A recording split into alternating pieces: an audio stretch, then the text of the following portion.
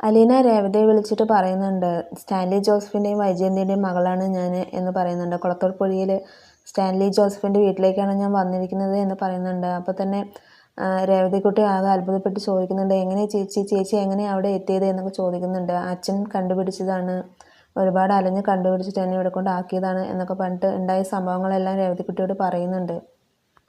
അതെല്ലാം കേട്ട് രേവതി പോയി അങ്കിളുടെ അടുത്തും ആൻറ്റീൻ്റെ അടുത്തും ഉണ്ടായ കാര്യങ്ങളൊക്കെ ഇങ്ങനെ വിശദീകരിച്ച് കൊടുക്കുന്നുണ്ട്. സ്റ്റാൻലി ജോസഫിൻ്റെ കാര്യങ്ങളൊക്കെ ഇങ്ങനെ പറയുമ്പോഴേക്കും അലീന വിളിച്ചിട്ട് പറയുന്നുണ്ട്, സ്റ്റാൻലി ജോസഫ് എന്നുള്ള പേര് നീ ആരുടെ അടുത്തും പറയരുത്, കുളത്തൂർ പുഴയിലേക്ക് വന്ന കാര്യം പറയുമ്പോൾ ആളുടെ പേര് മാത്രം പറയരുത് എന്ന് പറയുന്നുണ്ട്.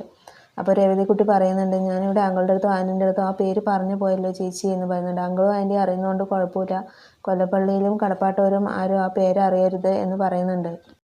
അലീന മാമച്ചൻ്റെ അടുത്തും ആൻറ്റീൻ്റെ അടുത്തൊക്കെ സംസാരിക്കുന്നുണ്ട്. സ്റ്റാൻലി ജോസഫ് എൻ്റെ പപ്പയാണ്, അച്ഛൻ തേടി കണ്ടുപിടിച്ച് കൊണ്ടുവന്നതാണ്, എന്നിട്ടിപ്പോൾ ഞാനിപ്പോൾ അവിടെയാണ് ഇരിക്കുന്നത് എന്നൊക്കെ പറഞ്ഞിട്ട് പറയുന്നുണ്ട്.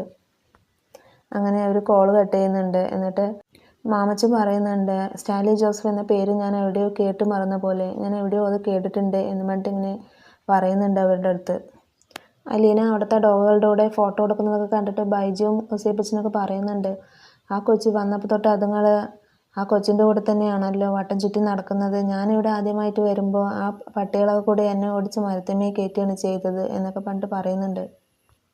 ബബിതയും കൃഷ്ണയും കൂടെ ഫോൺ നോക്കി ഓരോന്ന് പറഞ്ഞിങ്ങനെ ചിരിക്കുന്നുണ്ട്. അത് കണ്ടിട്ട് വൈജയന്തി വന്ന് ചോദിക്കുന്നുണ്ട്, നിങ്ങൾക്ക് പഠിക്കാനൊന്നുമില്ലേ, ഇങ്ങനെ ഫോൺ നോക്കി ഇരിക്കുകയാണല്ലോ എന്നൊക്കെ പറയുന്നുണ്ട്. അമ്മയ്ക്ക് എന്താ, ഞങ്ങൾക്ക് പഠിക്കാനുള്ള ടൈം ആകുമ്പോൾ ഞങ്ങൾ പഠിക്കില്ലേ, ഇതുവരെ അന്വേഷിക്കാനൊന്നും അമ്മ വന്നിട്ടില്ലല്ലോ ഇങ്ങോട്ട് എന്ന് പറയുന്നുണ്ട്.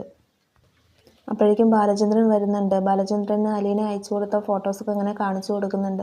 എന്നിട്ട് അലീനയെ വിളിച്ച് സംസാരിക്കുന്നുണ്ട്, എന്താണ് അവിടുത്തെ വിശേഷം കാര്യങ്ങൾ എന്നൊക്കെ പറഞ്ഞിട്ട് ഇങ്ങനെ ഓരോന്ന് ചോദിക്കുന്നുണ്ട്. ബബിയും കൃഷ്ണയും കൂടെ ചോദിക്കുന്നുണ്ട് അലീനയുടെ അടുത്ത്, ഞങ്ങളെ എപ്പോഴും അങ്ങോട്ട് കൂട്ടിക്കൊണ്ട് പോകുന്നത്, ഞങ്ങൾക്കും വരണമെന്നുണ്ട് എന്നൊക്കെ പറയുന്നുണ്ട്. അതിനൊക്കെ സമയമാവട്ടെ, നിങ്ങൾ ആദ്യം പോയി പഠിക്കുക എന്നൊക്കെ പറഞ്ഞിട്ട് ബാലചന്ദ്രൻ പറയുകയൊക്കെ ചെയ്യുന്നുണ്ട്. അത് കേട്ടിട്ട് വൈജയന്തി പറയുന്നുണ്ട്, നിങ്ങൾക്ക് എന്തിനാണ് ഇപ്പോൾ അങ്ങോട്ട് പോകേണ്ട ആവശ്യം, ഒരു വേലക്കാരി താമസിക്കുന്നിടത്ത് നിങ്ങൾക്ക് എന്തിനാണ് പോണത് എന്നൊക്കെ പറഞ്ഞിട്ട് ഓരോന്ന് പറഞ്ഞ് അവർ വഴക്ക് പറയുന്നുണ്ട്. അത് കേട്ടിട്ട് ബാലചന്ദ്രൻ വന്ന് വൈജയന്തിയോട് ചൂടാവുന്നുണ്ട്, നീ എന്തിനാ അത് പറയണത്, ഞാൻ തീരുമാനിക്കും എൻ്റെ മക്കളുടെ കാര്യത്തിൽ എന്നൊക്കെ പറഞ്ഞിട്ട് ഓരോന്ന് പറയുകയാണ് ചെയ്യുന്നത്. അലീന ഫോണിലൂടെ അത് കേട്ടിട്ട് പറയുന്നുണ്ട്, എന്തെങ്കിലും പ്രശ്നമുണ്ടോ അച്ഛാ എന്ന് ചോദിക്കുകയാണ്. അപ്പോൾ ഇവിടെ ഒരു പ്രശ്നമില്ല, നീ നിൻ്റെ വിശേഷങ്ങൾ പറയ് എന്ന് പറയുന്നത്.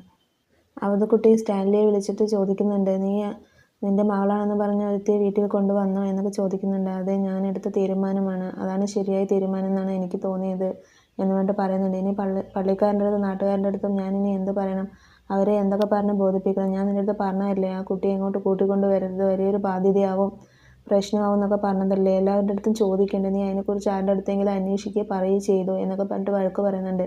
എനിക്ക് ആരുടെ അടുത്തും ചോദിക്കേണ്ട കാര്യമില്ല, എൻ്റെ മകളാണെന്ന് ഉറപ്പാണ്, അതുകൊണ്ടാണ് ഞാൻ അങ്ങനൊരു തീരുമാനം എടുത്തിട്ട് അതുതന്നെയാണ് ശരിയെന്നാണ് എൻ്റെ ഉറപ്പ് എന്ന് പറയുന്നുണ്ട്.